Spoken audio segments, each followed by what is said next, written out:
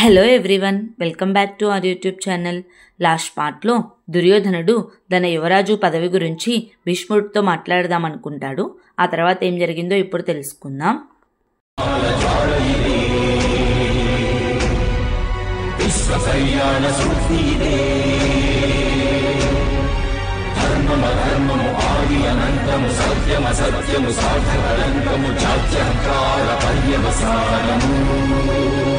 శక్తిదే భక్తిదే జీవన్ముక్తికి మార్గమిదే పంచమ వేద సారం మహాభారతం.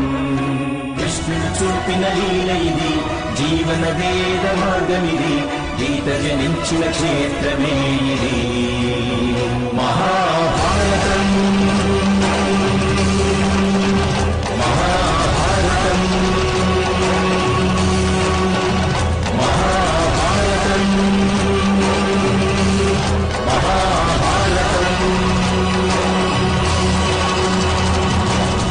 దుర్యోధనుడు వెళ్లే సమయానికి భీష్ముడు శివయ్యకు పూజ చేస్తూ ఉంటాడు. అప్పుడు దుర్యోధనుడు కూడా శివయ్యకు నమస్కారం చేసుకొని, ప్రణామాలు పితామహ, నాకు ఒక సందేహం అడగాలని ఉంది. ఏ రాజ్యానికైతే యువరాజు ఉండడో ఆ రాజ్యంపై దేవతల కృప ఉండదంటారు. మరి మీరెందుకు హస్తినాపురానికి దేవతల కృప లేకుండా చేస్తున్నారు అని అంటాడు. వెంటనే భీష్ముడు, ఎవరు చెప్పారు హస్తినాపురంకి దేవతల కృప లేదని?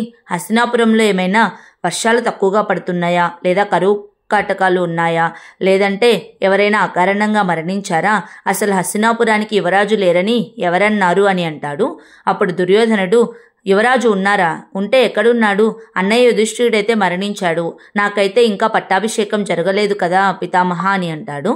అప్పుడు భీష్ముడు తన చేతిలో ఉన్న గంధపు చెక్కను చూపించి, దుర్యోధన, ఇదేమిటో నీకు తెలుసా అని అడుగుతాడు. అప్పుడు దుర్యోధనుడు, అది ఒక గంధపు చెక్క అని అంటాడు. అప్పుడు భీష్ముడు, గంధపు చెక్క అరగదీసే కొంది సువాసన ఎక్కువ వస్తుంది. ఇంచుమించు యువరాజు పదవి కూడా అలాంటిదే.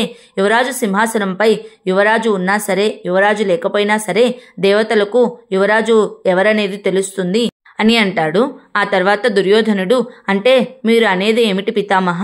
దేవతలు నన్ను యువరాజుగా స్వీకరిస్తున్నారా? మరి నాకు పట్టాభిషేకం ఎందుకు చేయడం లేదు? పట్టాభిషేకం చేస్తేనే కదా ఈ ఆర్యావర్తనంలో ఉన్న రాజులందరికీ హస్తినాపురం యువరాజు దుర్యోధనుడు తను తెలిసేది. కనుక నాకు వెంటనే పట్టాభిషేకం జరిపించండి అని అంటాడు. అప్పుడు భీష్ముడు, యువరాజు ఎవరనేది దేవతలకు తెలిస్తే చాలు.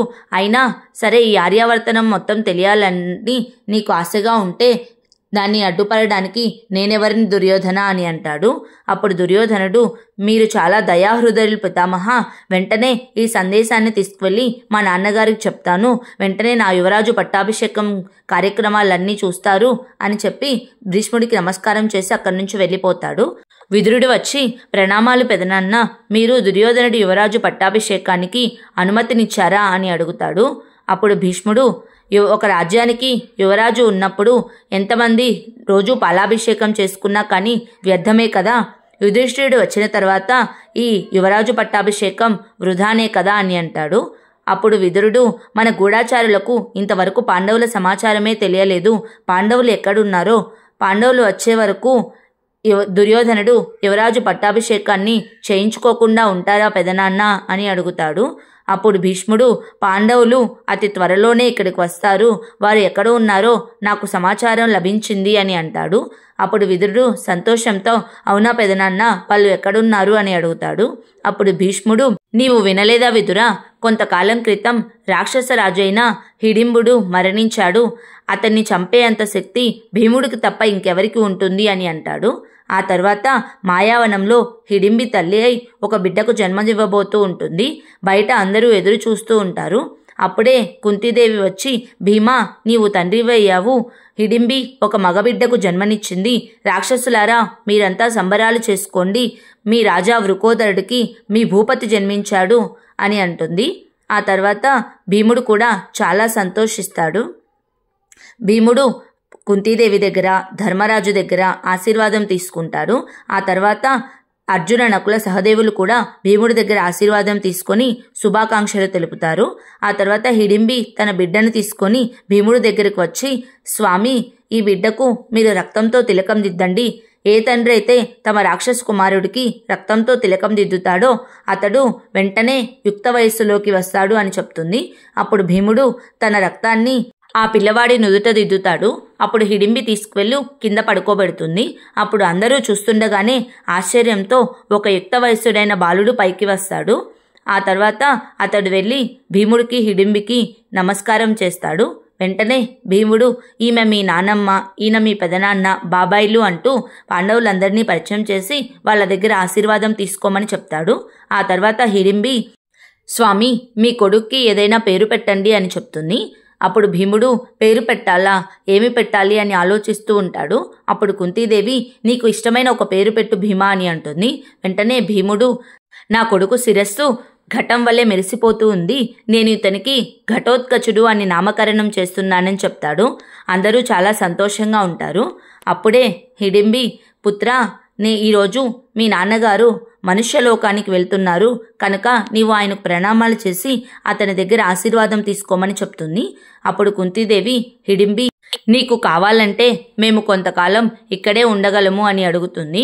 అప్పుడు హిడింబి అమ్మా నేను మీరు జీవితాంతం మా దగ్గరే ఉండాలని కోరుకుంటాను, కానీ నేను మీకు వాగ్దానం చేశాను కదా, ఒక కొడుకు పుట్టిన తర్వాత నేను మిమ్మల్ని ఒక క్షణం కూడా ఆపనని చెప్పి, నేను మీ కొడుకు భార్యని కదా, మరి నేను మాట ఎలా తప్పను అమ్మా అని అంటుంది. అప్పుడు కుంతీదేవి నీవు చాలా గొప్పదానివి హిడింబి, రానున్న కాలంలో రాక్షసులే కాదు మనుషులు కూడా నిన్ను స్ఫూర్తిగా తీసుకుంటారు, లోకులు నిన్ను దేవతగా కూడా పూజిస్తారు, నీకు శుభం కలుగుగాక అని దీవిస్తుంది. హిడింబి కూడా కుంతీదేవి దగ్గర ఆశీర్వాదం తీసుకుంటుంది. ఆ తర్వాత అందరూ కలిసి మనుష్య ప్రపంచానికి బయలుదేరుతూ ఉంటారు. కానీ భీముడు మాత్రం చాలా బాధతో ఉంటాడు. వెంటనే వెనక్కి తిరిగి తన కొడుకుని చూసుకొని బాధపడుతూ తన కొడుకు దగ్గరికి తీసుకుంటాడు. ఆ తర్వాత హిడింబి కళ్ళి చూసి కూడా మాట్లాడుతూ ఉంటాడు. ఆ తర్వాత మళ్ళీ తిరిగి అందరూ బయలుదేరుతారు. హస్తినాపురంలో దుర్యోధనుడు యువరాజు పట్టాభిషేకం కోసం అంతా సిద్ధం చేస్తారు. ఆ తర్వాత ఏం జరిగిందో నెక్స్ట్ పార్ట్లో తెలుసుకుందాం. Please like, share and subscribe to our YouTube channel. Thank you.